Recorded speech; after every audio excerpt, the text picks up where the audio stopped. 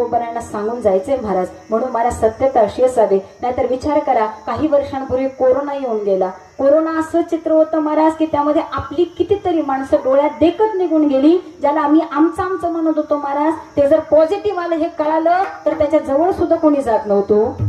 लांबून भाकरी फेकत होते त्याला, लांबून. ठीक आहे ना महाराज, हे कोरोनानं केलं. आमची चांगली माणसं घेऊन गेला कोरोना. आणि आता महाराज देशावरती परत एक बिकट परिस्थिती आली. आज भारत पाकिस्तान सुंदर युद्ध मायबापत चालू आहे आणि लाईव्ह टीव्हीला सगळे बघतायत, सगळे घाबरल्यासारखी करतायत. परंतु टीव्ही बंद केला, तिथून बाहेर आला की आम्हाला परत भारत आणि पाकिस्तान आठवत सुद्धा नाही. हो का? कारण आम्हाला फक्त आमची भाटमवाडी, आम्हाला फक्त आमचं विसापूर, आमची पांढरवाडी ना आमचंच घर असू दे. आपल्याला ना काय होणार नाही ना, तिकडे त्यांचं काय का होणार.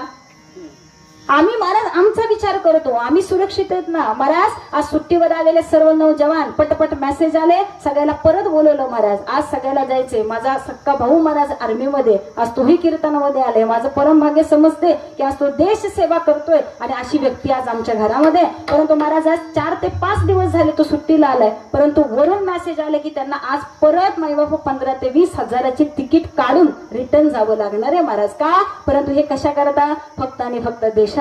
म्हणून देशाकरता, समाजाकरता आयुष्य जगता आलं पाहिजे महाराज, तर आयुष्याची सार्थकता आहे. स्वतःसाठी कुणीही जगतं, स्वतःची मुलं, बायका, पोरं कुणीही सांभाळतं, परंतु समाजाच्या कामी येऊन एक जरी व्यक्ती सुखी झाला तरी आयुष्याचं कल्याण आहे. हे मी सांगत नाही, कारण माझे साधू संत असंच आयुष्य जगून निघून गेलेले आहेत. विठ्ठल विठ्ठल विठ्ठल.